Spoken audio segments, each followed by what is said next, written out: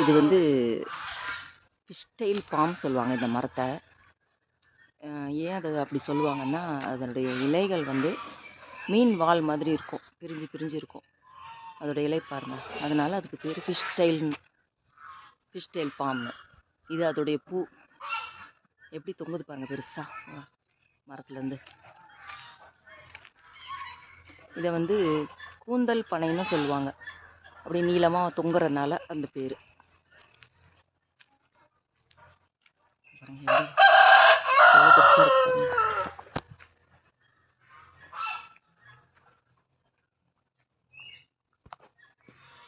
வீடு உயரத்துக்கு இருக்க மரம், அதில் எவ்வளோ உயரமாக தொங்குது பாருங்க.